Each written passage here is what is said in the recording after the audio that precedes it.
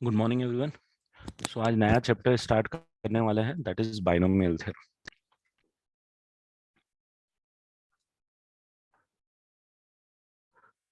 Binomial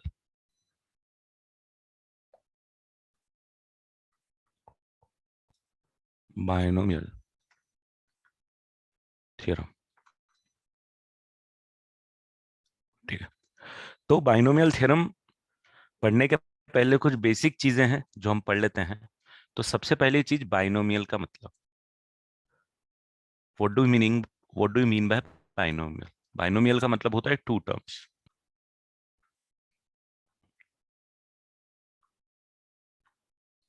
right. ये तो आपने पहले पढ़ाई हुआ है। तो बाइनोमियल का मतलब होता है टू टर्म्स। अब बाइनोमियल थ्योरम क्या होती है? तो बाइनोमियल थ्योरम करने के पहले पहले हम ये पता लगाते हैं कि A plus B the whole square का फॉर्मूला आपको पता है, राइट। अब A plus B the whole square में हो क्या रहा है? ए प्लस बी में हो रहा है कि भाई ए प्लस बी में दो टर्म है, एक ए है और एक बी है, दोनों का एडिशन है और उसका स्क्वायर निकाला हुआ है, जिसका फॉर्मूला आपको पता है, जिसका फॉर्मूला होता है A square plus 2ab plus B square. Second, अगर मैंने आपसे पूछा कि A plus B the whole cube का फॉर्मूला बताओ, ये भी बाइनोमियल थ्योरम है, पावर क्या है? 3 है। तो A plus B the whole cube का भी फॉर्मूला आपको पता है। आप बोलोगे A cube plus 3a² plus 3ab² plus b³, right. अगर आपसे A plus B the whole की पावर 4 का फॉर्मूला पूछा तो आपको इस सच पता तो नहीं है, बट चलो एक्सपांशन करके मल्टीप्लाई करके आप निकाल लोगे। But in the process, if they are asking you about the expansion of a plus b the whole raised to the power 100 का, तो क्या करोगे? Right, a plus B the whole raised to the power 100 का अगर expansion पूछा या इसका कुछ जरूरत पड़ा आपको, पूरा एक्सपांशन लिखना तो बहुत बड़ा आएगा, आपको पता ही चल रहा है, बट उसके एक्सपांशन का कुछ यूज आया, तो उसका एक्सपांशन को जो जो यूज आएगा उसको किस तरीके से प्रिडिक्ट करना है, उसको किस तरीके से फाइंड फाइंड आउट करना है, तो यहाँ पे आपको यूज करेगा, हेल्प करेगा बाइनोमियल थ्योरम। तो binomial theorem is nothing but binomial theorem is the expansion of binomial raise to the power something, right. That something जो पावर है वो यहाँ पे 2 है, यहाँ पे 3 है, यहाँ पे 4 है, यहाँ पे 100 है, या for in that sense the power can be 1000, can be any power, any integer, positive integer की बात कर रहे हैं अभी हम यहाँ पे, ठीक है। तो अगर पावर 10,000 भी हुई तो we can expand that binomial with the help of binomial theorem. That is what the basic binomial theorem, the concept of binomial theorem is, ठीक है। तो ये है बाइनोमियल थ्योरम। बट उस एक्सपांशन को पढ़ने के पहले कुछ बेसिक चीजें हैं जो हम पढ़ेंगे सबसे पहले, ठीक है। तो सबसे पहली बेसिक चीज है ना, सबसे पहली कुछ बेसिक चीजों में आपके पास आएगा फैक्टोरियल नोटेशन। फैक्टोरियल नोटेशन मतलब जैसे आपको कभी कभी देखने को मिला होगा 5 फैक्टोरियल। तो 5 फैक्टोरियल का मतलब पता है आपको क्या होता है?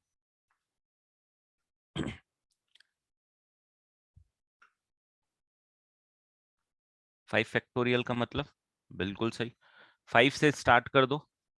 5 into 4 into 3 into 2 into 1, this is the meaning of 5 factorial, ठीक है। 4 फैक्टोरियल, 4 into 3 into 2 into 1, मतलब 1 तक का मल्टीप्लीकेशन हमेशा, ठीक है।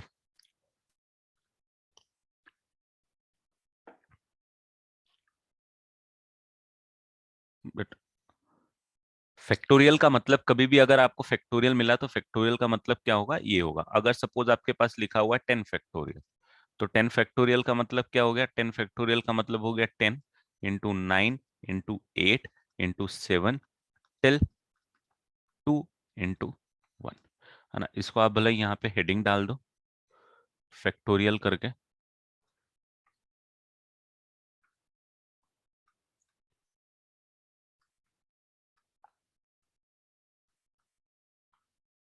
Factorial notation, this is what the mathematical meaning of factorial, ठीक है। इसमें कुछ बेसिक चीजें हैं जो आपको पता होनी चाहिए, लाइक 2 फैक्टोरियल अगर मैं निकालूंगा तो 2 फैक्टोरियल आ जाएगा 2 into 1। 1 फैक्टोरियल निकालूंगा तो 1 फैक्टोरियल आ जाएगा 1, और 0 फैक्टोरियल निकालूंगा तो 0 फैक्टोरियल की वैल्यू भी होती है 1। ये आपको जीरो, कुछ बेसिक चीजें आपको याद रखना है ना। 0 फैक्टोरियल की वैल्यू 1 क्यों होती है, तो ये आगे हम पीएनसी वगैरह पढ़ेंगे जब मैं आपको बता दूंगा। ठीक है, अब यहाँ पे ये तो ठीक है, ये तो बेसिक नोटेशन है। हम यहाँ पे एक इंपॉर्टेंट चीज आपको ये भी समझना है कि 10 फैक्टोरियल जो है, 10 फैक्टोरियल को I can write it something like 10 into 9 factorial, right. 10 into 9 factorial, why 10 into 9 factorial, क्योंकि ये 10 as it is, and this को पूरे को लिख सकता हूं मैं 9 फैक्टोरियल। या in that way if I want to write 10 factorial I can write it like 10 into 9 into 8 factorial, ये भी लिख सकता हूँ, राइट। क्योंकि आपको पता है 10 फैक्टोरियल का मतलब होता है 10 से लेके 1 तक का मल्टीप्लीकेशन। तो 10 से लेके 9 तक का मल्टीप्लीकेशन लग दिया, और फिर 8 से लेके 1 तक का फैक्टोरियल के फॉर्मेट में लिख दिया। मतलब बड़े वाले फैक्टोरियल को, किसी भी बड़े वाले फैक्टोरियल को छोटे वाले फैक्टोरियल के टर्म में आप हमेशा लिख सकते हो। एग्जाम्पल अगर मैं दूं एक और, तो अगर आपको लिखना है सपोज 90 100 फैक्टोरियल, तो 100 factorial you can write it something like 100 into 99 factorial, right? Or you can write it something like 100 into 99 into 98 factorial. Or you can write it something like 100 into 99 into 98 into 97 factorial. तो छोटे number के factorial के format में आप हमेशा लिख पाओगे।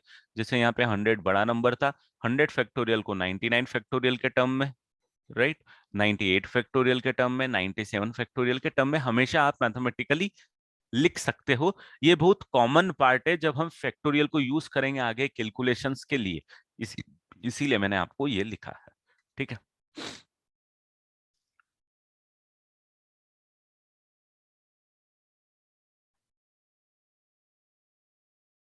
हाँ, this is the first lecture of binomial theorem and this is the first slide.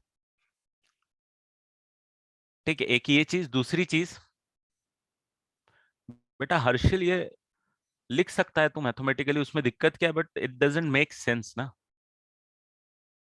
तो यहाँ पे 0 फैक्टोरियल भी डाल दे, क्या फर्क पड़ रहा है उससे। 0 फैक्टोरियल भी तो 1 है, but it doesn't make sense. Mathematically तू लिख ही सकता है। अब तू मैथमेटिकली लिखना चाहे तो तू बोल बोल देगा कि सर 1 फैक्टोरियल को मैं क्या ये लिख सकता हूँ 100 factorial divided by 100 into 99 factorial. तो हाँ भाई लिख सकता है, ये भी लिख सकता है, लिखने का क्या है, but doesn't make sense, right. 1 factorial is 1, that's all. उसको लिख किसी के टर्म में भी लिख सकता है, उसमें क्या फर्क पड़ रहा है।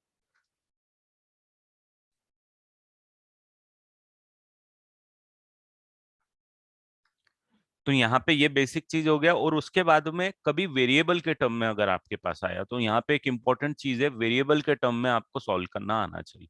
ठीक है, कुछ बेसिक वैल्यूज है यहाँ तो मैं लिख ही देता हूँ, जैसे 5 factorial is 120, 4 factorial is 24, 2 factorial is definitely 2, 1 factorial और 0 फैक्टोरियल तो 1 है ही है, और 3 फैक्टोरियल की वैल्यू कितनी होती है, 3 इंटू 2 इंटू 1 होगी, जो कि कितनी होगी, जो कि होगी 6। तो ये तो कुछ बेसिक वैल्यू है जो बहुत कॉमनली आपको यूज आने वाली है, जो बहुत कॉमनली आपको यूज आने वाली है।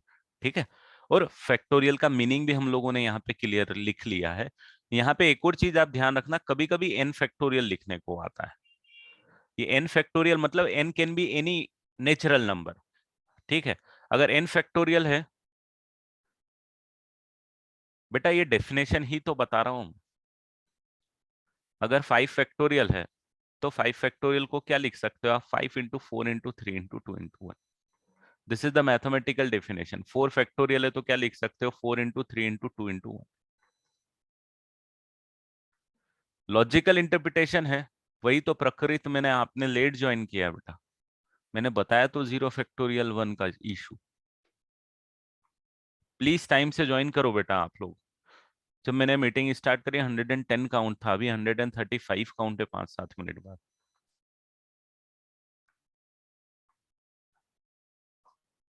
मतलब I generally start lecture after 5-10 minutes, right, that you know, that that's why, because क्योंकि आप लोग ज्वाइनिंग का ठीक है, सब ज्वाइन कर लें फिर चालू करूं, बट कम से कम उस टाइम पे तो कर लो।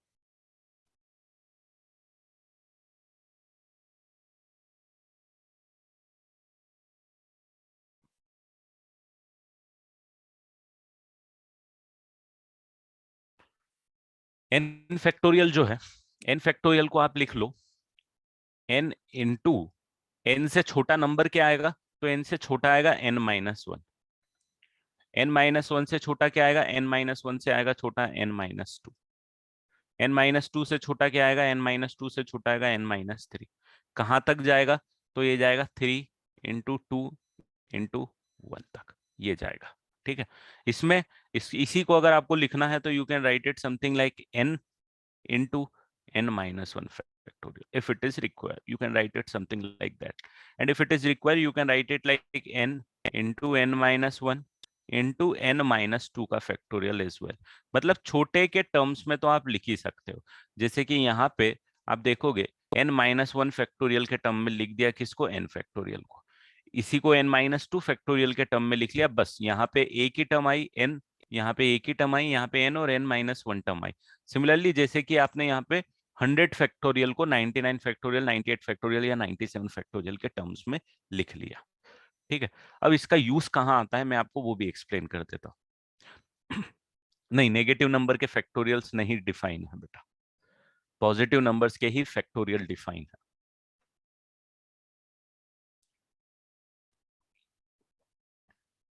देखो, फैक्टोरियल का एक लॉजिकल मतलब होता है और एक मैथमेटिकल मतलब होता है। ये जो हमने देखा है दैट इज मैथमेटिकल मीनिंग। ठीक है, कि mathematically how to calculate factorial. Logical meaning हम लोग जब परम्यूटेशन एंड कॉम्बिनेशन पढ़ेंगे, जब मैं समझाऊंगा फैक्टोरियल का मतलब वहां से डराइव होगा लॉजिकल मीनिंग। यहाँ पे हमने मैथमेटिकल मीनिंग डराइव किया। ठीक है, हाँ, ओनली वोल नंबर्स आप बोल सकते हो।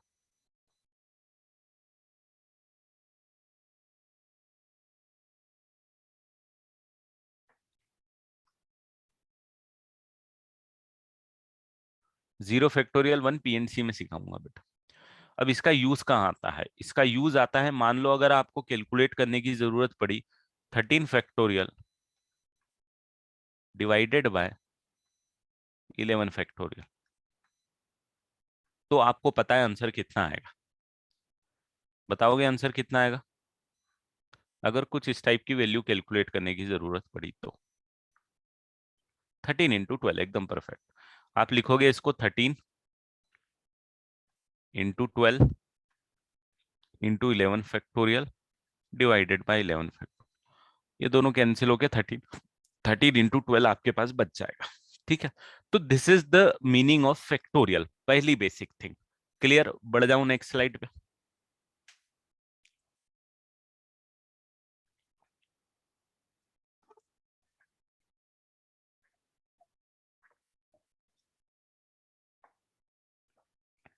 इसमें क्या डाउट है यार अभी, सर बोलो फैक्टोरियल के डेफिनेशन में जीरो नहीं मल्टीप्लाई करते ना? नहीं नहीं, जीरो करेंगे तो जीरो आ जाएगा बेटा। हाँ मतलब करते नहीं ना नहीं मल्टीप्लाई, नहीं, तो okay okay.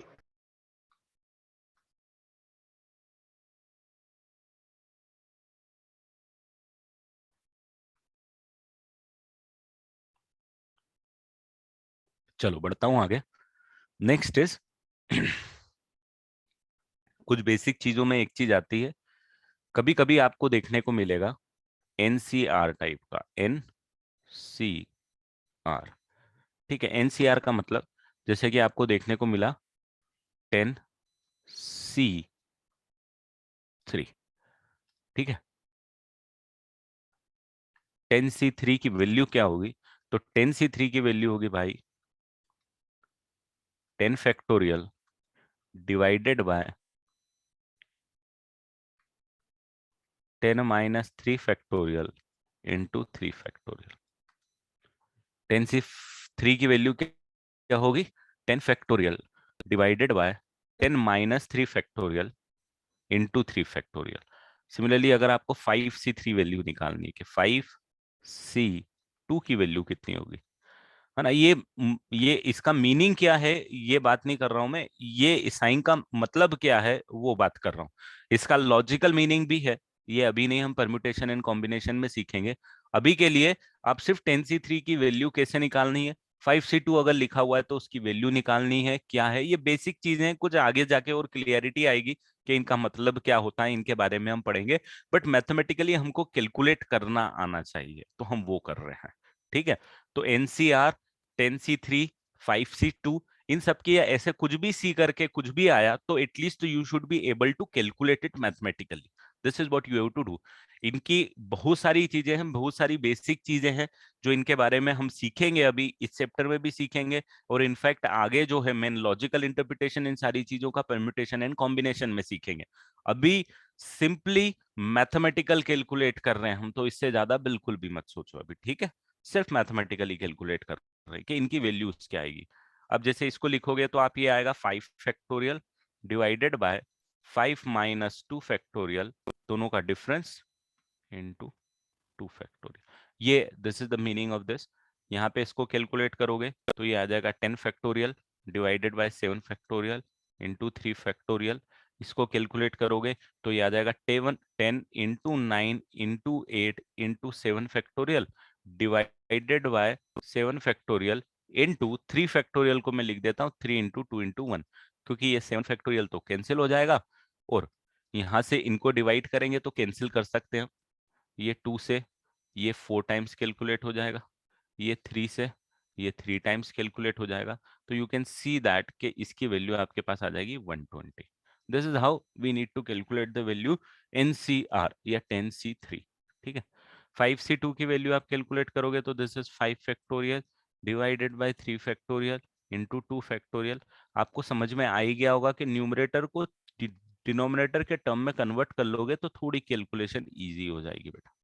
3 factorial into 2 factorial को 2 इंटू 1, तो ये 3 फैक्टोरियल से 3 फैक्टोरियल कैंसिल, ये cancel 2 times, and 5 into 2 is 10. ठीक है. This is how you can calculate value of NCR.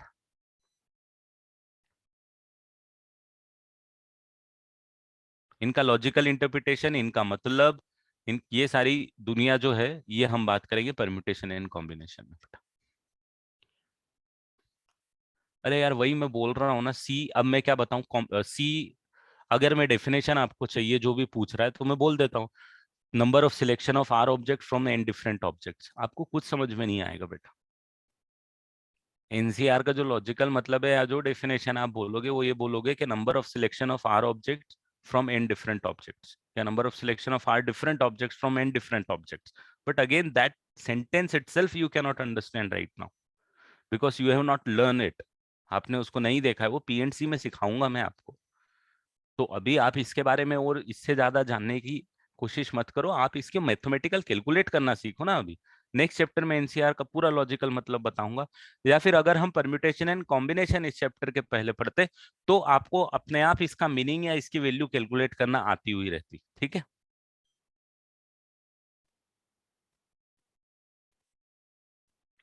तो एनसीआर की जो वैल्यू होगी, एनसीआर की जो वैल्यू होगी वो वैल्यू होगी n factorial divided by n minus r factorial into r factorial. That is the definition of NCR. Or you can say that is the mathematical definition of NCR. इसको calculate करने के नीचे 2 example मैंने यहाँ पे लिखे हुए हैं. n factorial divided by n minus r factorial into r factorial. This is the meaning. अब मेरे को जल्दी से ऐसा करो, आप लोग कैलकुलेट करके बता दो. 8C3 की वैल्यू, जल्दी से 8C3 की वैल्यू कैलकुलेट करके बता दो.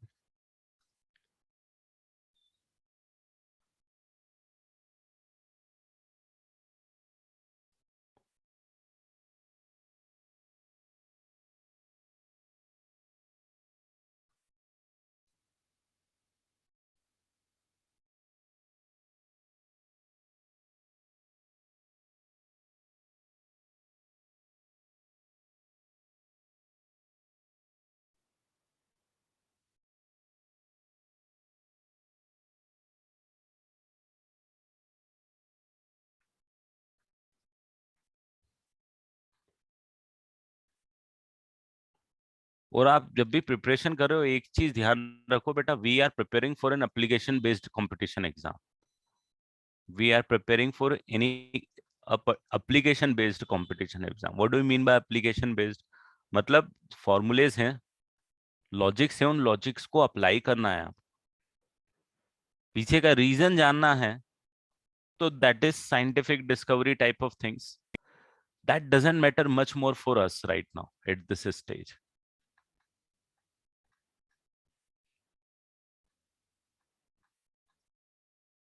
3 into 2 into 1 है ना. मैं हमेशा बड़े नीचे जो भी बड़ा रहता है ना उसके टर्म में कन्वर्ट करता हूँ. जैसे नीचे 5 फैक्टोरियल और 3 फैक्टोरियल में से बड़ा 5 फैक्टोरियल, तो 8 फैक्टोरियल को 5 फैक्टोरियल के टर्म में कैलकुलेट करूंगा, कैलकुलेशन इजी करने के लिए, दैट्स ऑल.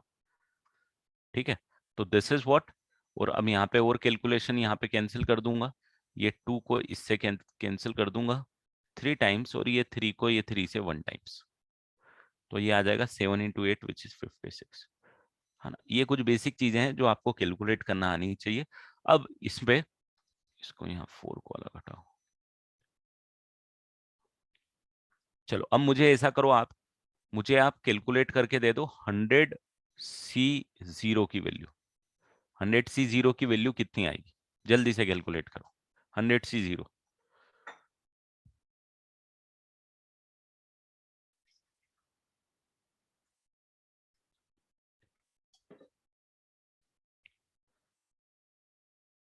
100C0 की वैल्यू आएगी 1.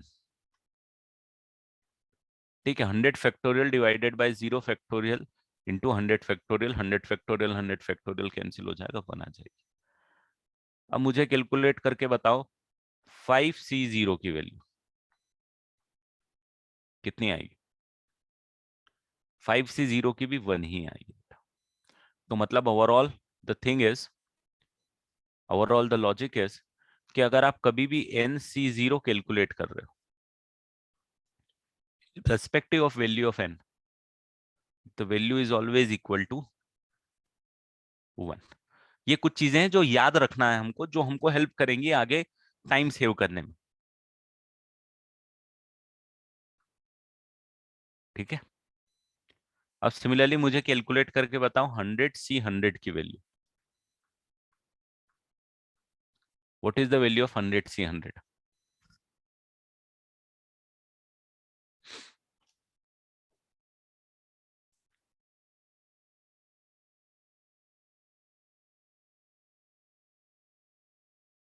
इसकी वैल्यू भी आएगी बेटा 1. 100C100 की वैल्यू भी आएगी 1. वही फंडे से कैलकुलेट करोगे आ जाएगी आपका. 5C5 की वैल्यू कैलकुलेट करो कितनी आएगी. 5C5 की भी वैल्यू आएगी 1. या इनफैक्ट आप कुछ भी नंबर लोगे जो डेफिनेटली पॉजिटिव या होल नंबर्स आप बोल दो, यहाँ और यहाँ नंबर अगर सेम है तो you will get the 1 as output. तो आप बोल सकते हो यहाँ पे NCN की वैल्यू जो है वो आपके पास कितनी आएगी, वो भी आएगी 1. तो ये again this are not the formula, this are the expansions. Formula तो पहला वाला ही है, बट ठीक है. NC0 NCN कभी भी आपके पास आया तो you should be directly saying के the value is equal to 1. ठीक है. ये आप कैलकुलेट कर सकते हो. नेक्स्ट इज, अगर आपसे मैंने कैलकुलेट किया कि मुझे अब कैलकुलेट करके बताओ 10C9 की वैल्यू कैलकुलेट करके बताओ कितनी आएगी. 10C9 की वैल्यू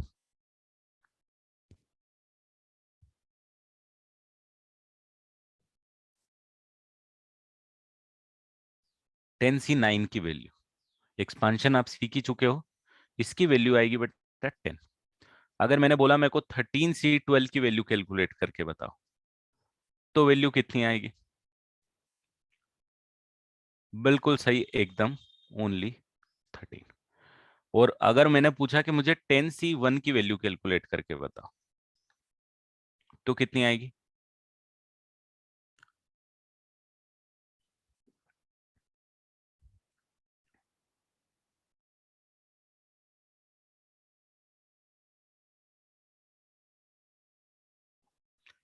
10C1 की वैल्यू भी 10 ही आएगी. एंड यहाँ पे अगर मैंने 13C1 भी लिखा तो भी वैल्यू कितनी आएगी.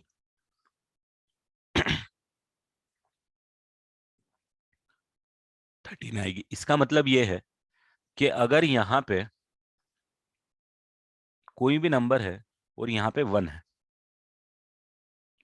तो वो नंबर है एज इट इज आपका आउटपुट आ जाता है। सेम यहाँ पे अगर कोई नंबर है और उससे 1 कम यहाँ पे है, जैसे 13 है तो यहाँ पे 12 है, तो that number will be your answer. मतलब यहाँ पे आपको ये भी याद होना चाहिए कि NC1 की अगर वैल्यू कैलकुलेट कर रहे हो आप, तो that is equal to n only, या फिर NCn-1, मतलब n से एक कम n-1 की वैल्यू भी कैलकुलेट कर रहे हो तो ये। अच्छा, इन दोनों को इक्वल प्रूव करने का एक और तरीका है अपने पास, वो प्रॉपर्टी वगैरह है, वो हम बाद में पढ़ेंगे, बट पहले हम एटलीस्ट बेसिक सीख जाए इनको निकालना।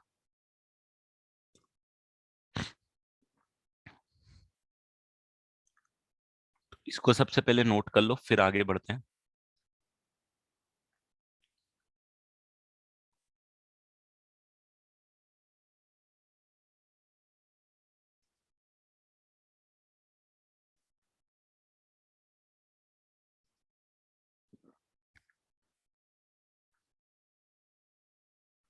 और कहीं लास्ट चीज, अगर मान लो आपको वैल्यू निकालने को, कैलकुलेट करने को बोल दी 9C2, तो 9C2 की वैल्यू कितनी आएगी?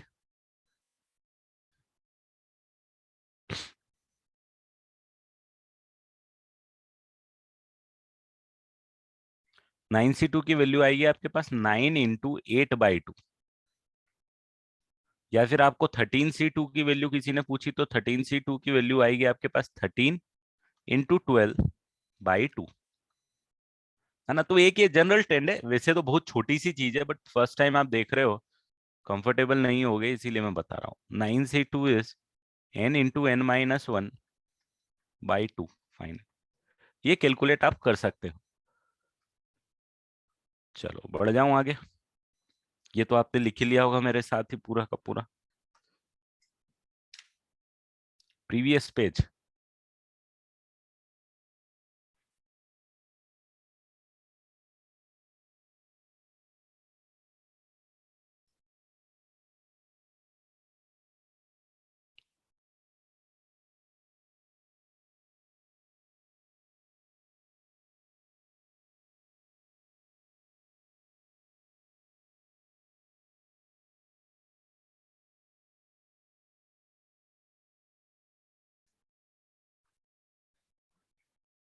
ठीक है, तो ये कुछ आपको कैलकुलेट करना आना चाहिए।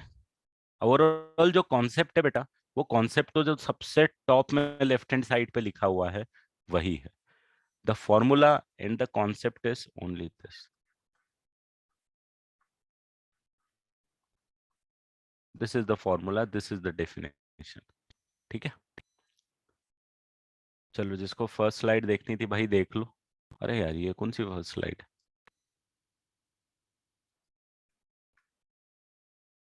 This is the first slide.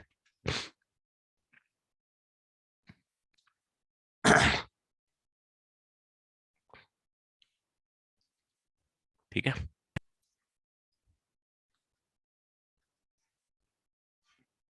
This is the second slide. अब अपन आते हैं एक्चुअल बाइनोमियल थ्योरम पे। एक्चुअल बाइनोमियल थ्योरम क्या है? बोलो बेटा। सर 13C1 में अगर सब बोला जाए तो 13 मतलब उसका इन ऑल मीनिंग होता है 13 मल्टीप्लिकेशन करके 13 आएगा answer. 13C1 is 13 factorial divided by 12 factorial into 1 factorial only, जो डेफिनेशन है एनसीआर की, बट उसको फाइनल कैलकुलेट करके 13 आएगा। ठीक है भाई, डेफिनेशन तो हमेशा यही रहने वाली है, इसको थोड़ी चेंज कर रहा हूँ। जो यहाँ पे लिखी है top most left hand side पे, उसको कैलकुलेट करोगे फाइनली तो वैल्यू, ये जैसे ये कैलकुलेट करा है ना हमने, ऐसे ये सारे भी कैलकुलेट करो। ये मैंने डायरेक्टली लिख दिए हैं, ये अब आपके ऊपर है कि आप कैलकुलेट करो। मैंने रिजल्ट्स लिखे हैं डायरेक्ट, ये सबकी वैल्यू। तो 13C1 जब आप कैलकुलेट कर रहे हो तो एक्सपांशन आपको ऐसे ही करना है जैसे यहाँ पे किया है। फाइनल आंसर आपके पास जैसे यहाँ पे 10 आया है, यहाँ पे 13 आएगा। तो अगर NC1 कहीं भी है तो आपका आंसर n ही आएगा। ठीक है, ये फंडा है और कुछ नहीं। अब बाइनोमियल थ्योरम को एक्सपांशन में लिख रहा हूं। x plus Y raise to the power n। थोड़ा एक्सपांशन समझना, थोड़ा सा उसको शांति से देखना, उसके बाद एकदम नई चीज देख के एकदम भुचक्के मत रह जाना। ठीक है, x plus Y raise to the power n is the binomial theorem. Again इस बाइनोमियल का थ्योरम का प्रूफ जो है वो परम्यूटेशन एंड कॉम्बिनेशन से होता है। ठीक है, तो I am not going into the proof of it, PNC पढ़ेंगे जब मैं बता दूंगा। बट अभी के लिए आप इसका एक्सपांशन याद करो, जैसे A plus B the whole square का फॉर्मूला आपको पता है, जैसे X plus Y the whole की पावर एन का एक्सपांशन जो आएगा वो आएगा एन सी जीरो, है ना, एन पावर है एन सी जीरो एक्स की पावर एन एंड वाई की power zero.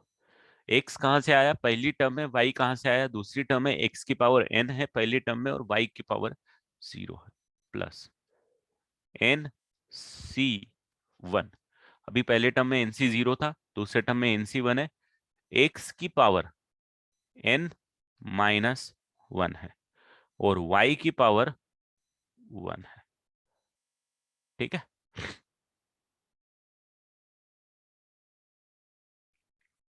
Plus N C two X की power N minus two Y की पावर टू। ऐसे चलता जाएगा। अब कहां तक चलता जाएगा, ऐसा चलता जाएगा, वो चलते चलते चलते एन सी एन आपके पास आ जाएगा। ठीक है, ये एन सी एन आपके पास आ जाएगा। एक्स की पावर कितनी हो जाएगी यहाँ पे कोई बताएगा मुझे? सेम पैटर्न में लिखते जाओगे तो एक्स की पावर क्या हो जाएगी? जीरो, बिल्कुल सही। एक्स की पावर आ जाएगी आपके पास N minus N and Y की पावर आपके पास आ जाएगी एन।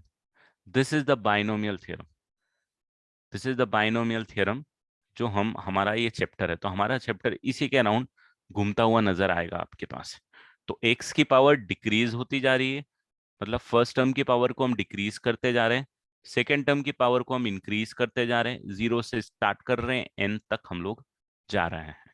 ठीक है, अब on the basis of this only, अगर मुझे A plus B the whole square, जिसका फॉर्मूला आप लोगों को पता है, A plus B the whole raise to the power two का फॉर्मूला आप लोगों को पता है, but with the help of binomial theorem if I expand what I will get is, I will get two C zero a raised to the power 2 b raised to the power 0 plus 2c1 a raised to the power 2 minus 1 b raised to the power 1 plus 2c2 a raised to the power 2 minus 2 and b raised to the power 2, which is equal to 2c0 की value मैंने अभी आपको directly calculate करना बताइए, which is A square, sorry which is 1, B की power zero की value one, two C one मतलब N C one की वैल्यू मैंने आपको डायरेक्टली कैलकुलेट करना बताई है टू। तो यहाँ का टाइम बचाने के लिए मैंने वो वैल्यू जो आपको कैलकुलेट करना बताई थी वो डायरेक्ट बताई थी। टू सी टू की भी मैं डायरेक्ट वैल्यू बता चुका हूँ, कितनी होगी, वन।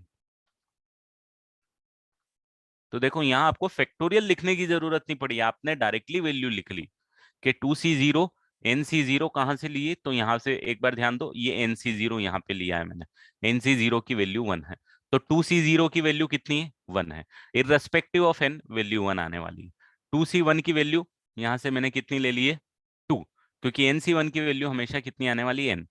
टू सी टू की वैल्यू मैंने यहाँ से ले ली कि जब भी एन एन है तो वैल्यू वन आएगी, तो वैल्यू वन। तो इसीलिए मैंने आपको ये सिखाया था कि भाई ये चीज आपको थोड़ी सी क्या है, जल्दी कैलकुलेट करना सिखा देगी।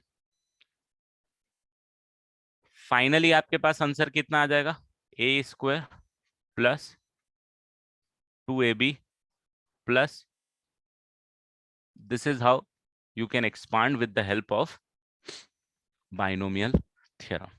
ठीक है, अब जल्दी से आपकी प्रैक्टिस के लिए A plus B the whole cube को आप एक्सपांड कर लो और A plus B the whole की पावर 4 को आप एक्सपांड कर लो।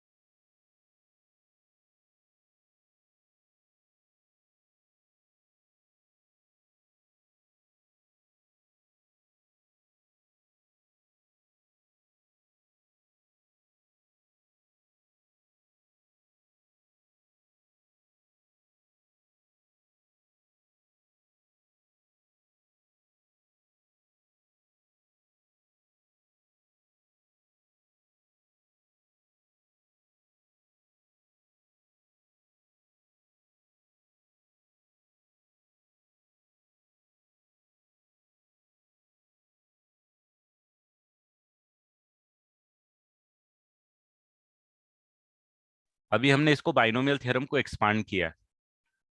ये जो सबसे टॉप पे लिखा हुआ है दैट इज बाइनोमियल थ्योरम,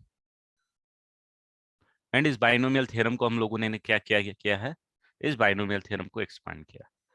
तो मैं यहाँ पे जल्दी से लिख देता हूँ, a plus B the whole cube का जो रिजल्ट आएगा आपके पास a cube plus 3a² b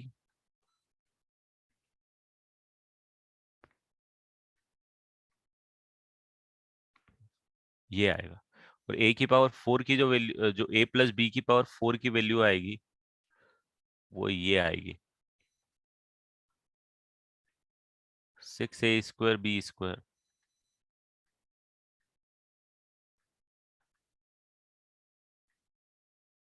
ये आपके पास एक्सपांशन है। प्रीवियस स्लाइड बता दूंगा बेटा, बट प्रीवियस स्लाइड की क्या जरूरत है, ये नहीं है previous slide, this is the previous slide.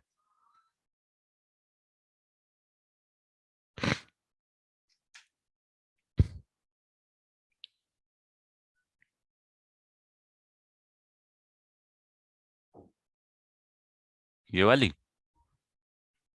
This is the first slide. Upper statement is the binomial theorem actually. This was the first slide, this was the second slide, and this is the third slide. Okay. So ये जो सबसे ऊपर आप लिख रहे हो ये binomial theorem है बेटा।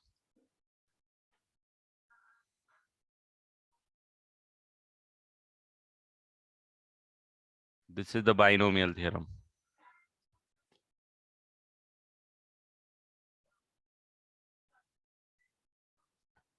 This is called binomial theorem, BT.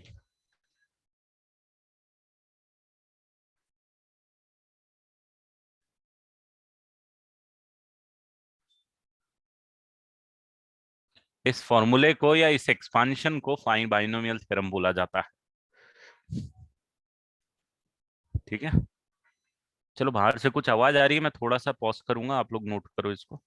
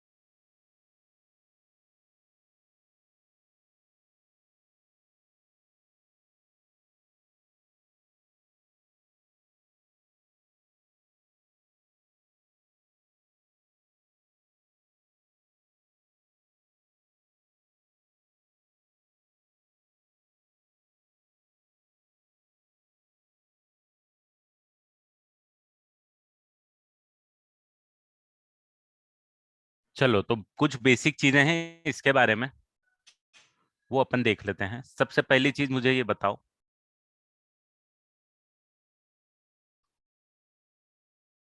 Total number of terms कितनी है? Total number of terms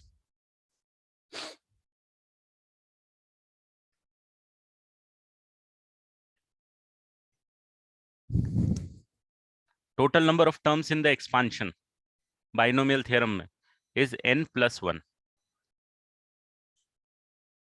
right. अगर n की वैल्यू 2 है तो एक्सपांशन में 3, अगर वैल्यू पावर 3 है तो एक्सपांशन में 4 है टोटल नंबर ऑफ टर्म्स। अगर पावर 5 है तो टोटल नंबर ऑफ टर्म्स 6 होंगी, पावर 4 है तो 5 होगी, मतलब एक नंबर ऑफ टर्म्स ज्यादा होंगी। और इनफैक्ट आप यहां से भी कैलकुलेट कर सकते हो, सीक्वेंस एंड सीरीज अब पढ़ ही चुके हो आप। 0 से स्टार्ट कर रहे हो, 0 है, 1 है, 2 है, भाई साहब 10 तक जा रहे हो, तो टोटल नंबर ऑफ टर्म्स कितनी होनी चाहिए, 0 से लेके n तक काउंट करोगे तो n+1। दूसरी चीज है sum of power of x and y in all terms, in all terms of the expansion is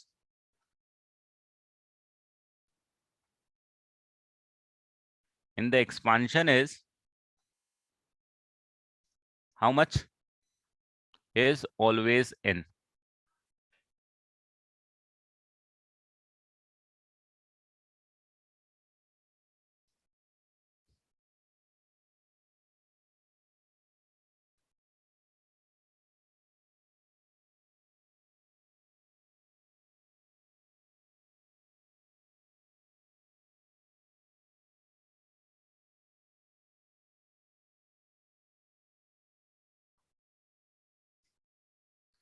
clear.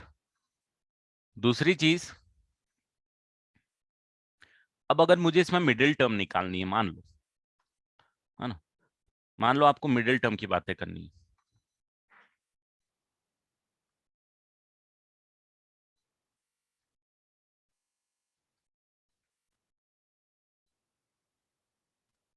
Middle term की बातें करनी है, तो मिडिल टर्म का मतलब क्या होता है, मिडिल टर्म का है कि मिडिल टर्म का मतलब होता है कि जो मिड में आती है, ठीक है। तो आप देखोगे a plus B the whole square के एक्सपांशन में this is the middle term, ठीक है। कौन सी टर्म है, this is the middle term. a plus B the whole cube के एक्सपांशन में एक मिडिल टर्म नहीं है, आपको दो मिडिल टर्म मिल रही है। मतलब जब टोटल नंबर ऑफ टर्म्स कितनी है यहाँ पे 4 है, और अगर 4 काउंट है तो मिडिल टर्म एक नहीं आएगी, दो आएंगी, है ना। ये आप देख सकते हो, क्योंकि पहले वाले केस में a plus B the whole square में 2ab जो टर्म है, जो सेकेंड टर्म है, वो आगे से भी दूसरे टर्म पे है और पीछे से भी दूसरे टर्म पे है, ठीक है। और जब a plus B the whole cube है तो सच कोई ऐसी पर्टिकुलर टर्म नहीं है जो आगे से भी सेम नंबर से पीछे से भी सेम नंबर पे, तो हम बोलेंगे दो मिडिल टर्म।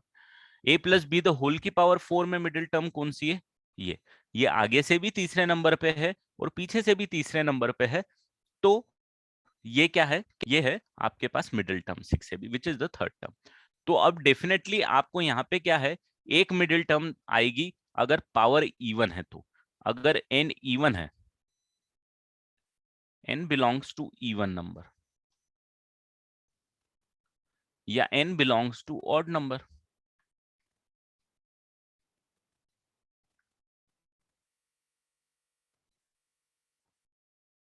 बेटा रीअरेंज क्यों करूंगा, बाइनोमियल एक्सपांशन के हिसाब से बातें कर रहे हैं अपन। अगर मैं बाइनोमियल एक्सपांशन के हिसाब से बातें नहीं करूंगा तो फिर तो कोई भी टर्म मिडिल टर्म हो सकती है ना। अगर बाइनोमियल एक्सपांशन हमने लाइन से किया, जैसा हमको एक्सपांशन बोला गया है, जो स्टैंडर्ड बाइनोमियल एक्सपांशन है, उसमें अगर मिडिल टर्म आपको निकालनी है तो मैं बात कर रहा हूँ। आप अरेंज करोगे तो फिर तो आप बाइनोमियल थ्योरम का जो एक्सपांशन लिखा है उसी को अरेंज करो, तो डजंट मेक सेंस, राइट। उस पॉइंट का मतलब ही नहीं है। पॉइंट का मतलब ही जब होगा जब आप उसको एक पर्टिकुलर तरीके से एक्सपांड कर रहे हो and then you are asking about the middle term. Binomial theorem का एक्सपांशन हमको पता है, then in that way we are asking middle term, ठीक है।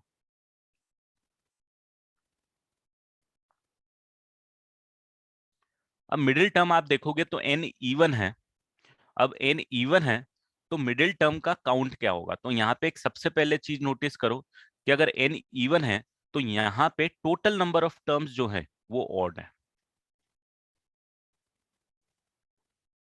टोटल टर्म्स कितनी आएंगी यहाँ पे, टोटल टर्म्स आएंगी ऑड, एंड ऑड है, देयरफॉर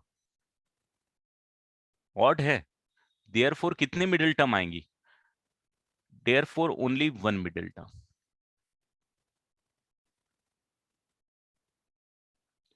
कोई भी अगर ऑड नंबर ऑफ टर्म्स है ना तो you can find out one middle term बेटा। अगर ऑड नंबर ऑफ टर्म्स है, जैसे 1 से लेकर 9 तक है, तो 1 से लेकर 9 तक ऑड नंबर ऑफ काउंट है, तो यू कैन से कि एक मिडिल टर्म आएगी which is the fifth term. या देखो यहाँ पे लास्ट वाले केस में ही आप देख लो, यहाँ पे टोटल नंबर ऑफ टर्म्स कितनी है? 5 है, which is odd. Total number of terms is odd, the power is even. क्योंकि n plus one is the total number of terms, तो n अगर इवन है तो n प्लस वन ऑड होना compulsory है. तो अगर ऑड है तो एक मिडिल टर्म है, और अगर n ऑड है जो दूसरा केस है, तो total number of terms, total terms कितनी आएंगी? टोटल टर्म्स आएंगी even. Just a plus B the whole cube का एग्जांपल देख लो. a plus B the whole cube में टोटल नंबर ऑफ टर्म्स आ रही है 4, क्योंकि n जो है यहाँ पे वो क्या है? ऑड है. तो ऑड है तो odd plus one is even, n plus one is even, total number of terms is even. और इवन है तो therefore you will get two middle terms.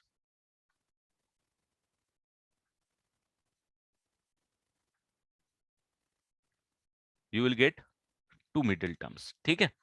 अब जो मिडिल टर्म है वो कौन सी टर्म है अगर आपको निकालना है, तो बहुत सिंपल सा लॉजिक है कि जो वन मिडिल टर्म आएगी दैट इज एक्चुअली, कोई मेरे को n के टर्म्स में कैलकुलेट करके बताएगा कि सर अगर n की वैल्यू कुछ भी हो, डजेंट मैटर, ये फॉर्मूला पुट करोगे तो you will find the middle term. कोई बताएगा मुझे? n के टर्म्स में निकाल के, जस्ट ऑब्जर्वेशन से निकालो. जैसे n इक्वल टू 2 है तो middle term is the second term, n is equal to 4 है तो middle term is the third term. बिल्कुल सही. It is n plus one by two. n plus one by two th term. ये term का number होगा जो कि middle term होगी. n की वैल्यू 2 पे, अरे भाई n by two plus one होगी. एक सेकेंड, हाँ, n by two plus one होगी ना. n by two plus one, n plus one by to तो आपके पास ऑड आ जाएगा. n by two plus one, जैसे n अगर 2 है तो 2 है तो 2 बाई टू प्लस वन क्या आ जाएगा आपके पास? 2 बाई टू प्लस वन क्या आ जाएगा आपके पास? टूथ टर्म. तो second term would be the middle term.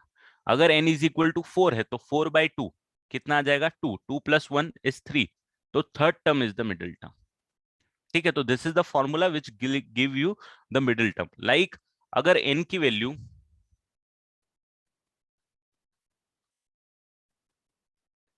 अगर आप एक्सपांशन कर रहे हो a प्लस बी की पावर 100 का, so middle term would B which number of term?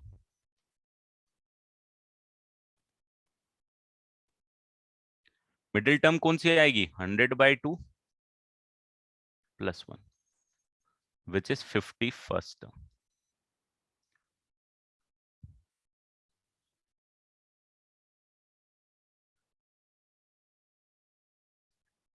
ठीक है भाई लोग.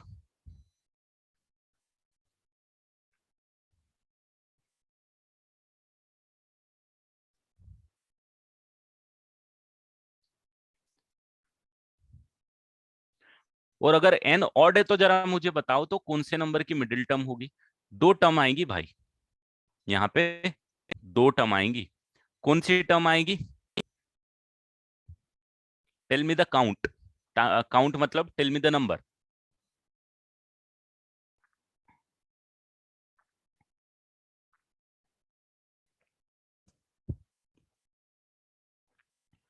एक आएगी n plus one by two term,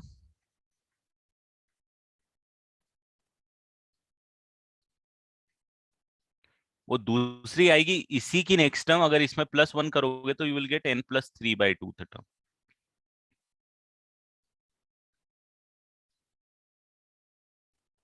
क्योंकि n यहाँ पे ऑड है. एग्जाम्पल ले लेता हूं मैं.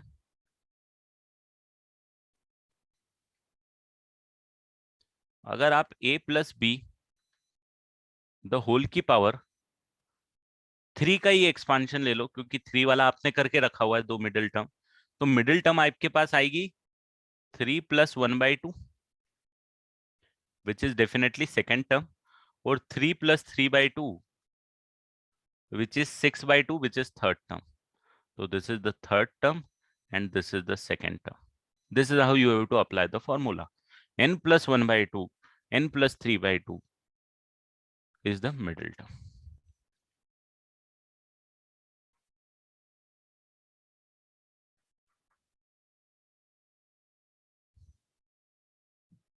तो ये मिडिल टर्म की बहुत अपने आप में बहुत सारे क्वेश्चन दिखेंगे जो मिडिल टर्म के बारे में पूछते हुए आपको नजर आएंगे, तो you should be able to explain it. हाँ, both the terms are middle term, वही तो मैंने यहाँ पे बताया भाई। यहाँ पे जो देखो A plus B the whole cube के एक्सपांशन में इन दोनों को मैंने मिडिल टर्म बता दिया है। तो this are the few points which you should be aware of, like the total terms in the expansion, sum of powers, and the middle term in the expansion. And one more important thing,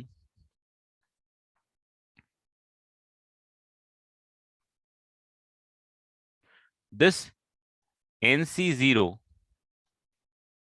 NC1, NC2 और NC3, इन सबको जो लिखा हुआ है, तो इनको हम लोग ना बाइनोमियल कोएफिशिएंट्स भी बोलते हैं।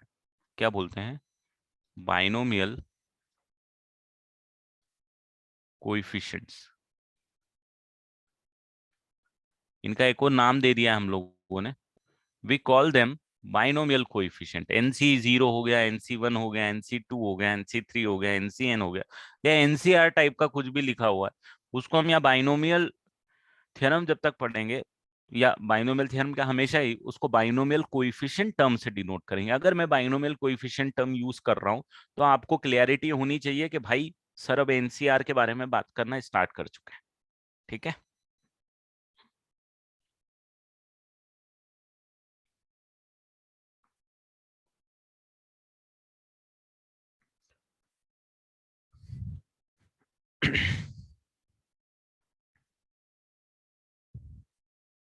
तो ये कुछ बेसिक चीजें थी जो आपको पता होनी चाहिए।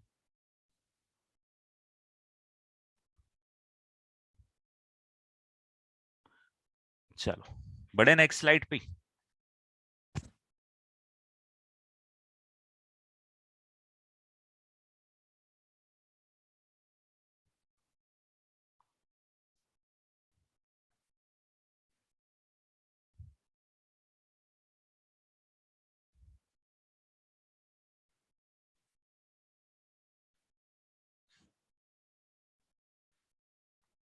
बोलो बेटा। सर मिडिल टर्म के लिए n+1/2 आना चाहिए ना। One n+1/2 term would be the middle term. For which n is equal to odd के लिए या n इक्वल टू इवन के लिए? ऑड के लिए। ऑड के लिए तो कितने मिडिल टर्म आ रही है हमारे पास? दो मिडिल टर्म आ रही है, राइट? हाँ नहीं तो सर, दो। इवन से इवन इवन और इवन ऑड के लिए नहीं, इवन। इवन के लिए अगर तू n+1/2 करेगा तो n इवन है, +1 ऑड हो जाएगा, ऑड बाई 2 डेसिमल में आ जाएगा बेटा। हाँ सर, तो राइट? यूजुअली वो रिवर्स होता है ना, तो फिर थोड़ा कंफ्यूज हो गया। नहीं नहीं, n/2 +1। यूजुअली जो n होता है वो यहाँ पे n नहीं है, क्योंकि यहाँ पे अगर पावर n है तो एक्सपांशन में n+1 टर्म्स है बेटा, इसीलिए थोड़ा सा चेंजेस आ रहा है। ठीक ओके है? सर, समझ गया। हाँ सर। यूजुअली क्या होता है, n अगर टोटल नंबर ऑफ काउंट है और मिडिल टर्म निकाल रहे हो, तो वो एक अलग दुनिया हो गई। यहाँ पे n is the power, so total number of count is n+1. That's why the formula looks different in comparison to normal n terms. Sir और नंबर के लिए अपन ने n+1/2 n+3/2 लिया है, तो वैसे अपन n+3/2 n+5/2 लिख सकते हैं क्या? मतलब टू कॉन्जिक्यूटिव नहीं नंबर। नहीं नहीं, वो तो फिर नेक्स्ट टर्म हो जाएगी ना।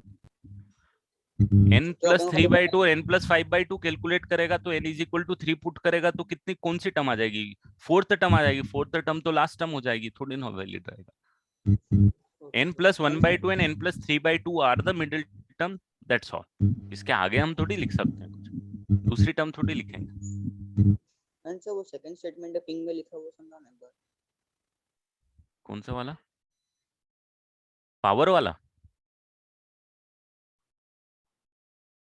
The sum of power of x and y in all the term of the expansion is n। जो पावर का एक्सपांशन है वो हमेशा कितना है? पावर में देखो, यहाँ पे पावर n है, इसकी पावर 0 इस टर्म में, n+0 is 1, n-1 + 1 n, n-2 + 2 n, n-n + n। तो पावर का जो समेशन है वो हमेशा n है। तो हमको खाली एक ही टर्म का वो पावर ऐड करने का है, बाकी सब हाँ टर्म्स वो ऐड वो नहीं तो वही तो लिखा, the sum of power of x by x and y in all terms, हाँ सारे के मतलब सारे टर्म्स के अंदर पूरा का सेम। पूरा ऐड करना है पावर नहीं, की पूरा का खाली। पूरा ऐड करेंगे तो n+1 टाइम्स n हो जाएगा। इंडिविजुअल टर्म्स लिख दो उसको, थोड़ी हो सकता है इंग्लिश लैंग्वेज गलत हो। अरे यार ये क्या हो, एक सेकेंड। हाँ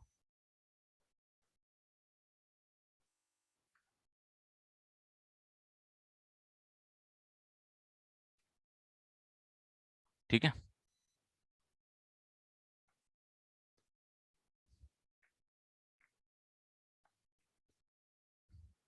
चलो बढ़ जाऊं आगे। अब इस एक्सपांशन पे थोड़ा सा वर्कआउट करते हैं, जो हमको बहुत बेसिक चीजें हैं जो हमेशा हमको आने वाली हैं, उनको हम लिखते हैं। सबसे पहली चीज,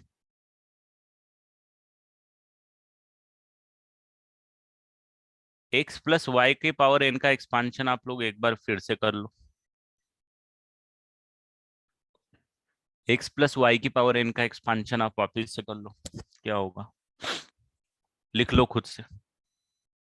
एंड आफ्टर दैट मुझे x-y की पावर n का एक्सपांशन लिख के बता दो क्या होना चाहिए।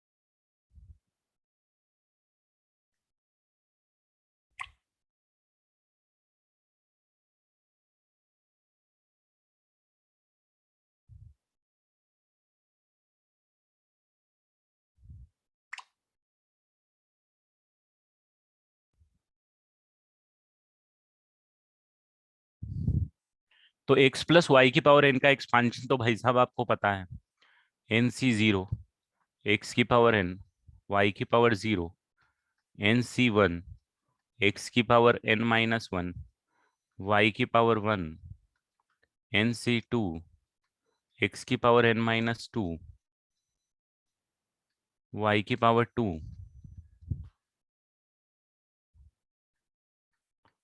ncn x की पावर 0, y की power n। This is the expansion. बिल्कुल आहान एकदम सही। If you want to expand x+y the whole की power n, x-y the whole की power n, you can write it something like x plus minus y raised to the power n minus y, right. ये लिख सकता हूं सबसे पहले तो मैं इसको, और अब x की जगह मेरे पास x ही है बेटा, और y की जगह मेरे पास -y।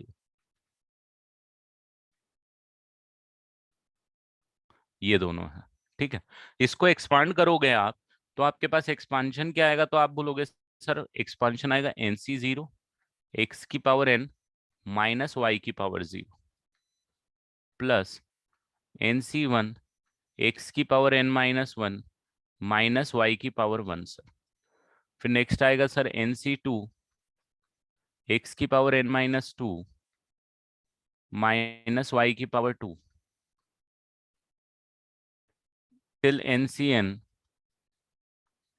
x की पावर n-n माइनस y की पावर n। कुछ इस टाइप से चलेगा। और आप देखोगे तो यहाँ पे आपके पास एक नेगेटिव साइन आ जाएगी, मतलब क्योंकि NC1 एज इट इज रहेगा, x की power n-1 as it is रहेगा, y की पावर 1 लिख दूंगा, तो माइनस जो है -1 की पावर 1 माइनस बाहर लेके आ जाएगा। सिमिलरली यहाँ एक नेगेटिव साइन, मतलब अल्टरनेट नेगेटिव साइन आना चालू हो जाएगी। कहाँ पे? जहां पे x की पावर, भाई साहब, जहां पे x की पावर ऑड है वहां पे नेगेटिव साइन, सॉरी x की पावर नहीं, y की पावर ऑड है, मतलब 1 है, 3 है, 5 है, या इस तरीके की है, ऑड नंबर है, तो वहां पे नेगेटिव साइन आ जाएगी। और जहां पे पावर इवन है वहां पॉजिटिव साइन आ जाएगी। ठीक है, ये आपकी अंडरस्टैंडिंग एकदम बेसिक है, होनी चाहिए, है ना। लास्ट वाले टर्म में कौन सी साइन आएगी? तो आप बोलोगे सर लास्ट वाले टर्म में n पे डिपेंड करता है, तो मैं -1 की पावर n लिख देता हूँ। n इवन है तो पॉजिटिव आ जाएगा, n ऑड है तो -1 की पावर n नेगेटिव आ जाएगा। तो दिस इज द एक्सपांशन। और यू कैन से, अगर मैं यहीं पे लिख दूं, तो NC0 x की पावर n y की पावर 0, यहाँ पे नेगेटिव साइन आ जाएगी। NC1 x की पावर n-1 y की पावर 1 प्लस NC2 x की पावर n-2 y की power 2 minus alternate positive negative sign जाएगी। n पे डिपेंड करेगा कि लास्ट वाले एक्सपांशन, लास्ट वाले टर्म के एक्सपांशन में नेगेटिव पावर आएगी या पॉजिटिव, सॉरी नेगेटिव साइन आएगी या पॉजिटिव। तो n अगर इवन है तो पॉजिटिव, n अगर ऑड है तो negative. This is the expansion.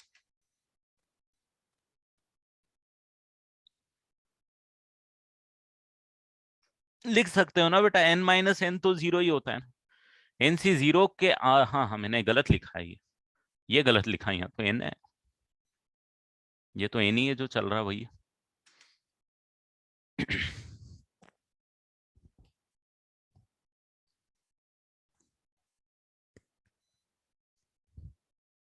This is how the expansion work. अगर प्लस की जगह माइनस है तो you have to manage the sign.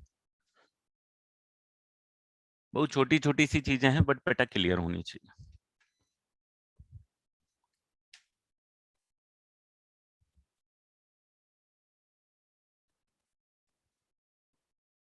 चलो ये हो गया, तो फिर अब इसका एक्सपांशन लिखो।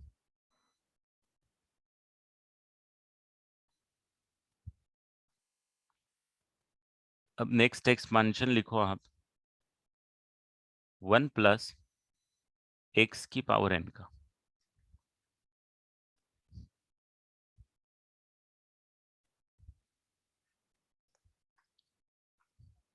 1 प्लस x की पावर n का एक्सपांशन।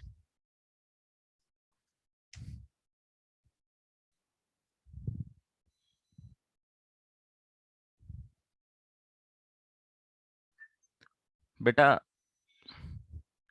-1 की पावर n यहाँ से ले लेना बाहर, तो ये आ जाएगा, क्या दिक्कत?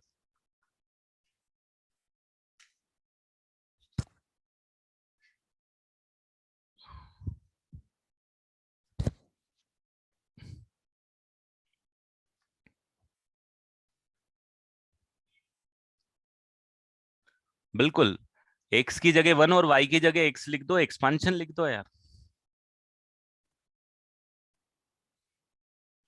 x की जगह क्या पुट करोगे? 1। और y की जगह क्या पुट करोगे? n। तो you can write the expansion like NC0 1 की पावर n x की पावर 0 प्लस NC1 1 की पावर n-1 x की पावर 1 प्लस NC2 1 की पावर n-2। खैर 1 में लिख रहा हूं क्योंकि एक्सपांशन में है, otherwise it doesn't make any sense, right. NCn 1 की पावर n-n और x की पावर n। तो फाइनली जो एक्सपांशन आपके पास आएगा बेटा वो कुछ इस टाइप का आएगा, NC0 plus NC1 x plus NC2 x square plus NC3 x की पावर 3 सो ऑन चलता जाएगा NCN x की power n। This is the expansion, बहुत सिंपल एक्सपांशन, बहुत हेवली यूज होगा इसीलिए मैंने लिख दिया।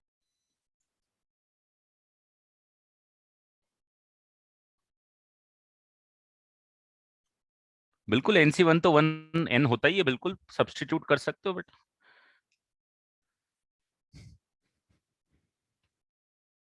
बिल्कुल NC0 1 होता है, NC1 n होता है, वैल्यू तो कैलकुलेट कर आप सब्स्टिट्यूट कर ही सकते हो। ठीक है, नेक्स्ट इज अगर 1 माइनस एक्स की पावर n का एक्सपांशन अगर करूंगा तो कितना आएगा? जस्ट ऊपर वाला एज इट इज सिर्फ नेगेटिव साइन आ जाएगा, अल्टरनेट, राइट, माइनस NC1x, फिर यहाँ पे पॉजिटिव साइन NC2x², यहाँ पे negative sign NC3x³, alternate positive negative sign, last वाला आ जाएगा -1 की पावर n NCN x की power n।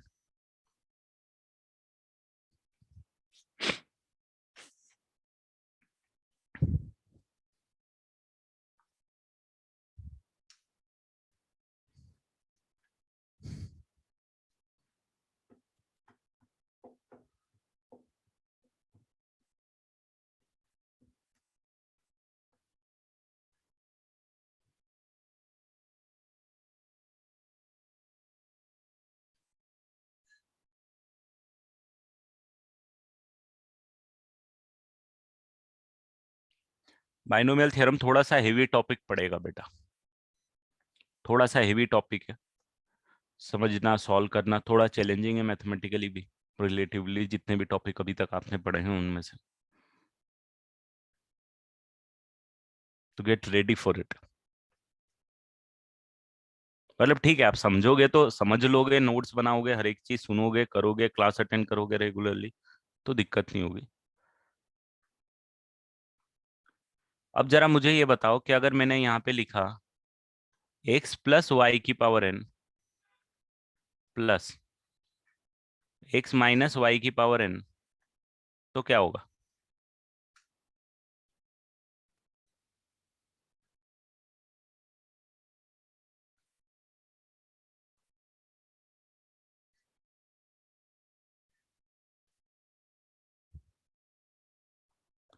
Terms will be cancel out.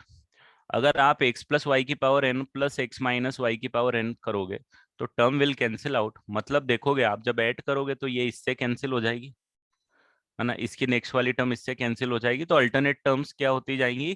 Cancel होती जाएंगी, और जो बचेगी बेटा वो 2 बार आएंगी, जो बची हुई है विल कम 2 टाइम्स, तो एक्चुअली ये हो जाएगा 2 टाइम्स ऑफ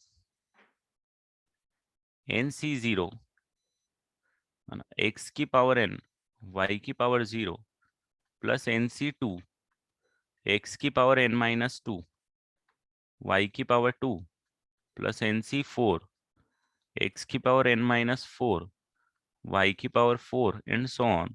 अल्टरनेट टर्म्स बच जाएंगी, बची हुई अल्टरनेट टर्म्स कैंसिल हो जाएंगी, और यहाँ पे फाइनली यहाँ पे मैंने इसीलिए 2 भी लिख दिया कि 2 यहाँ पे 2 टाइम्स आएंगी हर एक टर्म, जो कैंसिल हो गई हो तो कैंसिल हो गई हो, जो बच गई वो 2 टाइम्स आ रही है, तो मैंने 2 कॉमन ले लिया। तो ये भी कहीं कहीं आप क्वेश्चन देखोगे छोटे मोटे जिसमें कर तो लोगे एक्सपांशन, दोनों को इंडिविजुअल दिमाग में रखोगे तो ज्यादा इजी कर पाओगे, ज्यादा जल्दी कर पाओगे, और कुछ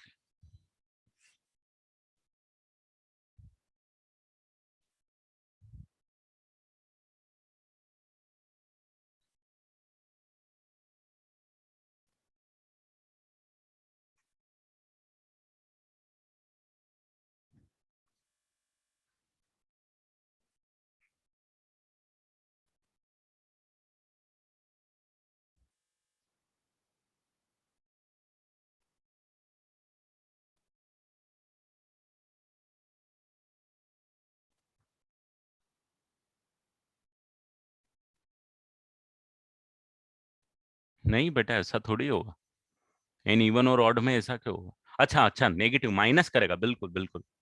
हाँ, अगर इन दोनों को माइनस कर दोगे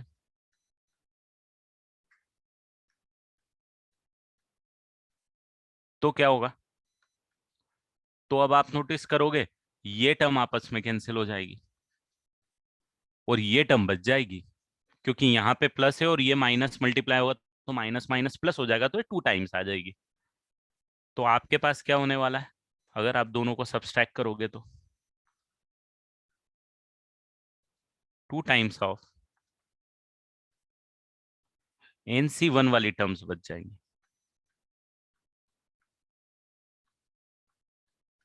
NC3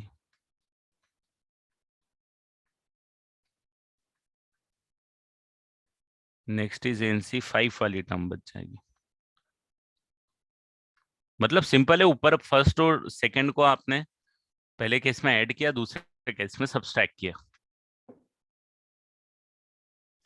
कहां तक जाएगी ये डिपेंड करेगा एन की वैल्यू क्या है बेटा। लास्ट टर्म कौन सी आएगी ये एन की वैल्यू पे डिपेंड करेगा ना।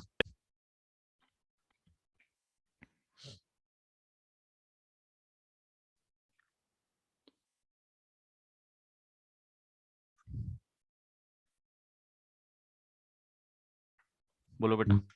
तो सर हमको खाली एन दिया तो हम इसको इनफाइनाइट तक लेके जाएंगे और एन की नहीं, वैल्यू इनफाइनाइट तक नहीं जाएगी भाई, इनफाइनाइट तक क्यों जाएगी, यहीं तक जाएगी ना, लास्ट टर्म तो यही है, ये अच्छा तो यहीं कहीं तक एनसीएन तक जाएगी या NCN-1 तक जाएगी, डिपेंड एन इवन है या एन ऑड।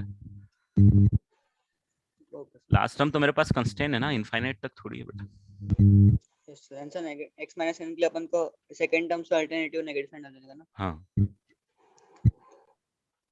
वो तो आपको ऑटोमेटिकली मैथ्स बता देगा, वैसे तो नहीं लिखाना था, मतलब लिखा दिया मैंने क्योंकि यूज आते हैं कहीं कहीं के क्वेश्चन में, कि ठीक है आप फेमिलियर हो जाओ चीजों से, दैट्स ऑल, अदरवाइज कोई वो नहीं है उसका। आपको पता है दोनों का एक्सपांशन पता है, ऐड करोगे पॉजिटिव नंबर ऐड होते हैं, नेगेटिव पॉजिटिव नेगेटिव कैंसिल हो जाते हैं, दैट्स ऑल उसी। चलो बढ़ जाऊं आगे, प्रीवियस पेज ये वाला।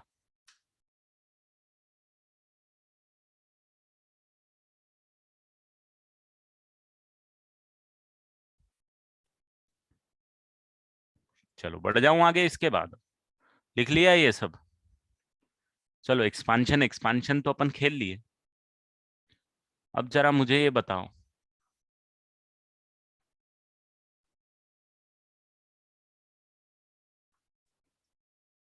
x प्लस वाई की पावर n का एक्सपांशन लिखो।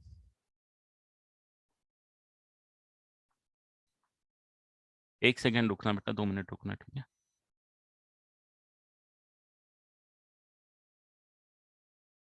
चलो तो x plus Y the whole की पावर n का एक्सपांशन लिखते हैं। बहुत इंपॉर्टेंट चीज है जो आप सीखने वाले हैं पर। NC0 x की पावर n y की पावर 0 था, NC1 x की पावर n-1 y की पावर 1 प्लस NC2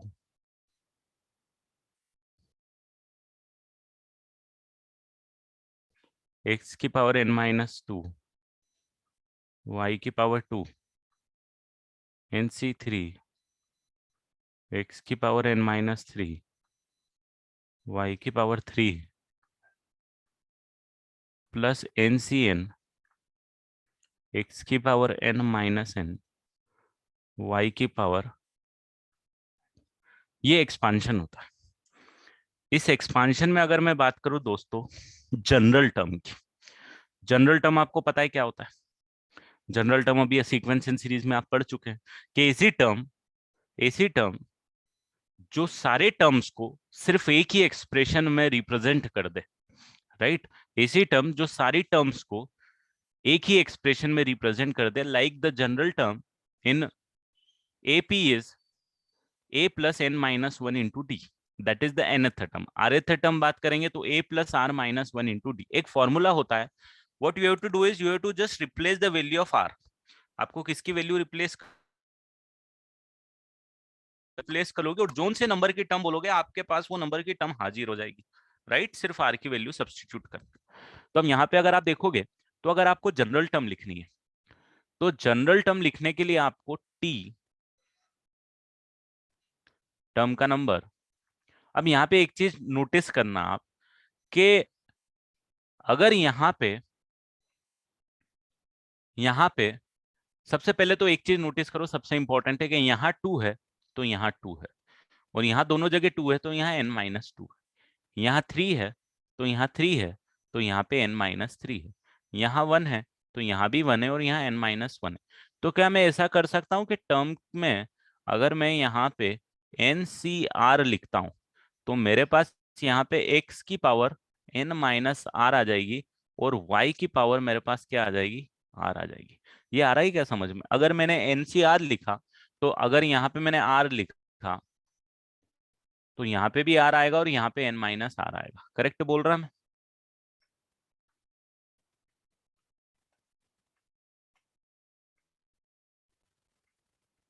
करेक्ट।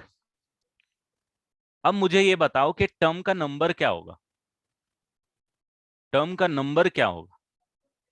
यहाँ पे क्या लिखूं टर्म के नीचे, क्या मैं r लिखूं? Is this the rth term of the sequence? तो कौन सी टर्म होगी? बिल्कुल परफेक्ट पकड़ रहे हो आप एकदम। नहीं नहीं, nth टर्म तो लास्ट टर्म में, nth टर्म नहीं होगी, r के टर्म में आएगा, r+1 टर्म होगी, r+1 टर्म होगी। क्यों भाई? क्योंकि अगर फर्स्ट टर्म थी, यहाँ पे देखो, if it is the first term तो यहाँ पे 0 आ रहा था, एक कम आ रहा। अगर फर्स्ट टर्म है तो एक कम आ रहा है, 0 आ रहा है। अगर सेकेंड टर्म है, आप देखो यहाँ पे सेकेंड टर्म है तो यहाँ पे 1 आ रहा है। अगर थर्ड टर्म है तो यहाँ पे 2 आ रहा है। यहाँ पे फोर्थ टर्म है तो 3 आ रहा है। और n+1 टर्म मतलब द लास्ट टर्म है तो n+1 टर्म में यहाँ पे n आ रहा है, मतलब एक कम आता है। तो एक कम आता है तो ऑन द सेम बेसिस आप यहाँ पे TR+1 लिखोगे, विच इज NCR, x की पावर n-r, y की power r, and that is the formula for general term of the sequence. This is the formula for general term of the sequence.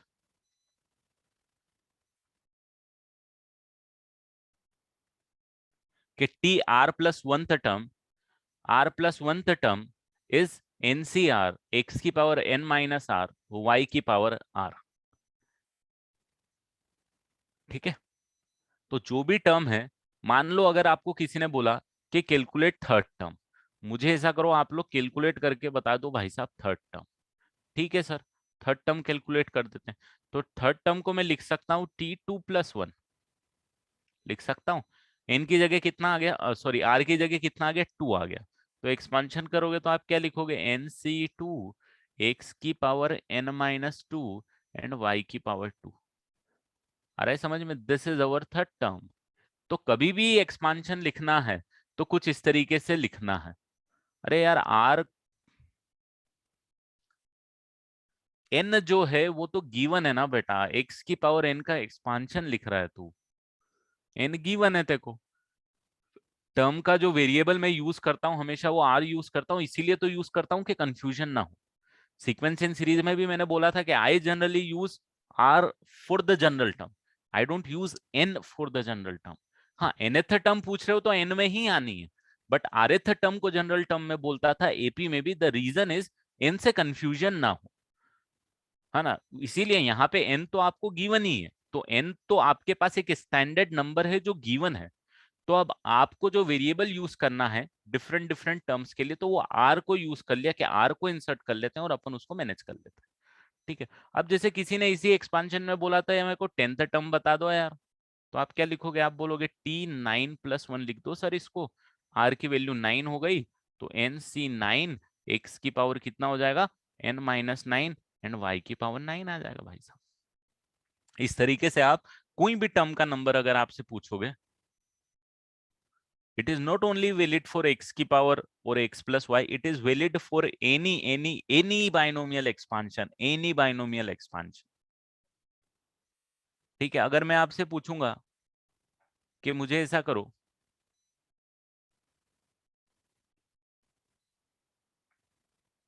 कि 3-4x the whole की power, find sixth term, अगर ये question मैंने पूछ लिया आपसे, तो आप बोलोगे सर देखो सिंपल फंडा है, एक्सपांशन आपको क्या करना है, आपको निकालना है सर सिक्स्थ टर्म।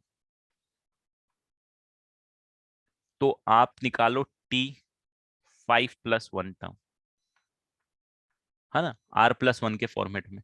n की जगह सर यहाँ पे 10 है, r की जगह यहाँ पे 5 है सर, है ना, x की जगह सर 3 है,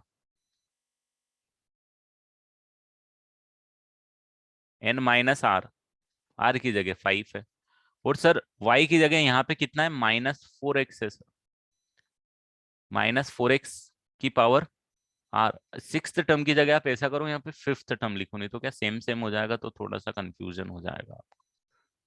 यहाँ पे आप लिख दो फाइंड द फिफ्थ टर्म, तो फिफ्थ टर्म लिखोगे तो यहाँ पे 4+1 लिखोगे, 4+1 लिखोगे तो एन, आर की वैल्यू 4 आ गई, तो एक्स की power n minus r and Y की पावर आर, ये आपके पास टर्म आ जाएगी। फाइनली आप इसको लिख सकते हो कि भाई 10c4 है, 3 की पावर 6 है, 4 की पावर 4 है, और x की पावर भी 4 है। This is my fifth term of the expansion, है ना। -1 की पावर 4 भी आता, बट -1 की पावर 4 क्या हो गया, -1 की पावर 4 इस +1 हो गया। तो this is how we are going to use the general term का एक्सपांशन। क्लियर है भाई साहब? इसी का जनरल टर्म लिख दो, चलो जनरल टर्म लिख दो। मैंने फिफ्थ टर्म लिख के बताया आपको कैसे लिखना है। कोई भी टर्म लिखा रहे हो तो आप कुछ इस तरीके से आर को प्रिडिक्ट करो कि 5 को 4+1 लिख दो, आर की जगह 4 है, एन की जगह आपको पता ही है यहाँ पे 10 है, तो 10 CR आ गया। फिर एक्स की पावर n माइनस आर आता है, तो n की जगह 10 है, और y की जगह, सॉरी, n की जगह 10 है, r की जगह 4 है, और y की जगह यहाँ पे -4 है, और x की जगह यहाँ पे 3 है। सिंपल। उसको थोड़ा सा सोचना हर्षिल, मैंने एक्सप्लेन किया तो r+1 क्यों लिया, जो टर्म का नंबर है उससे एक कम आ रहा है ना वहां पे। भाई जो टर्म का नंबर है, ये आर जो आ रहा है, फर्स्ट टर्म में 0 है, सेकंड टर्म में 1 है, थर्ड टर्म में 2 है, फोर्थ टर्म में 3 है, तो एक कम है ना जो नंबर का टर्म है उससे। तो अगर एनसीआर आ रहा तो टर्म की टर्म का नंबर क्या होना चाहिए, एक ज्यादा होना चाहिए ना, r+1 होना चाहिए ना भाई। अगर इसी की जनरल टर्म लिखना चाहूं तो कैसे लिखूंगा मैं, बताओ तो जरा। TR+1 अगर लिखना चाहूं तो मैं लिखूंगा 10CR, 3 की पावर 10 - R, इंटू -4x की पावर R। करेक्ट आ रहा है समझ में ये? इसको लिख देंगे अपन 10CR, 3 की पावर 10 - R, -1 की पावर R, 4 की पावर R, x की पावर R, सबको अलग अलग कर दिया। और एक्चुअली बहुत ही स्टैंडर्ड तरीके से अगर मैं लिखूं तो ये -1 की पावर R को मेरे को आगे लिखना चाहिए, क्यों? क्योंकि ये साइन डिसाइड करता है, ये डिसाइड करेगा कि टर्म नेगेटिव आ रही है क्या पॉजिटिव आ रही है। तो जब भी इन्वॉल्व रहता है, generally we prefer to write it in front. ये आ जाएगा 10CR, 3 की पावर 10 - R, 4 की पावर R, और x की पावर R। ये जनरल टर्म हो गई TR+1। अब आपको फिफ्थ टर्म निकालना था तो R की जगह 4 पुट कर दो, you will get this term जो मैंने यहाँ पे ऑलरेडी लिख दी। So this is how we use general term का फॉर्मूला फॉर द एक्सपांशन। अच्छा, यहाँ पे एक और बहुत इंपॉर्टेंट चीज, बोलो बेटा। सर आपने बोला ना कि वो कम होता है, फर्स्ट टर्म में 0 है, इसलिए मैं आर माइनस बोल रहा है, तो फिर वही आ रहा है ना। कहाँ आ रहा है बेटा? फर्स्ट टर्म में तो क्या आ रहा है बता। फर्स्ट टर्म 0 है, नहीं मतलब ऊपर जो लिखा है ब्लैक में तो। हाँ, फर्स्ट टर्म में यहाँ पे 0 आ रहा है ना, हाँ एक फिर कम आ रहा है ना। हाँ एक कम है, तो फिर आर माइनस यहाँ पे क्या है, या 1 है, सेकंड टर्म में 1 आया। सेकेंड टर्म में 1 है, तो r+1 टर्म में एक कम आएगा तो r आएगा ना। हाँ अच्छा। फिर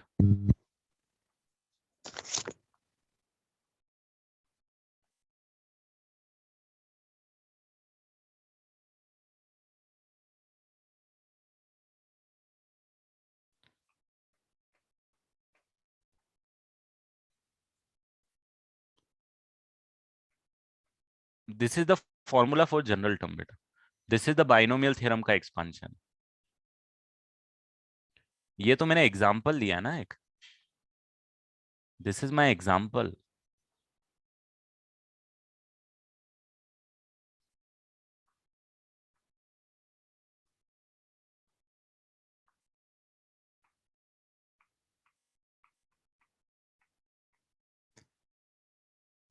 ये एग्जांपल है। अभी जनरल टर्म में आप ये भी नोट करना। अच्छा मुझे ये बताओ कि आर की वैल्यू क्या क्या हो सकती है, what are the possible values of r here.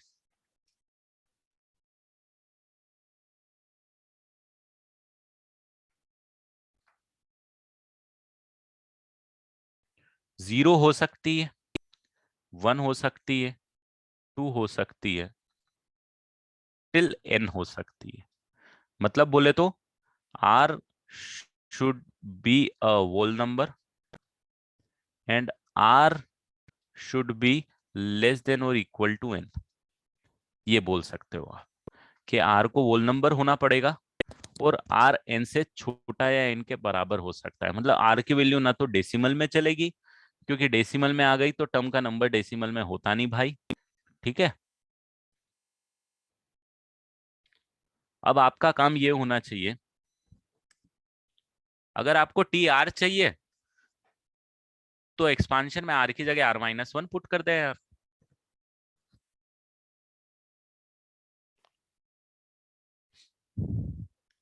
T n is not the last term, tn plus 1 will be the last term। Total number of term n plus 1 है ना भाई, n थोड़ी है, तो last term would B tn plus 1th term.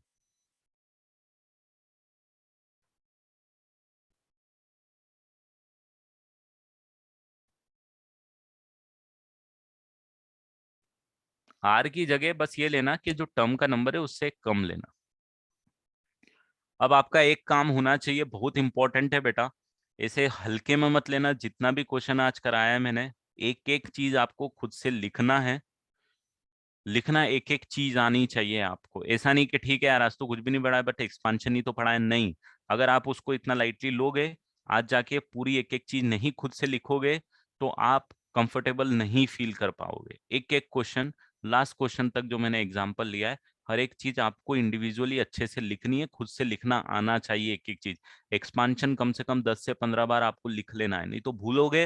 भूलोगे तो आगे question नहीं होंगे बेटा। समझ में आ जाएगा क्लास में बट आगे क्वेश्चन नहीं होंगे। ठीक है, चलो। तो that's all from my and for today. General term तक अपन करेंगे, इसके बाद का हम नेक्स्ट क्लास में करेंगे, नेक्स्ट क्लास से स्टार्ट करेंगे।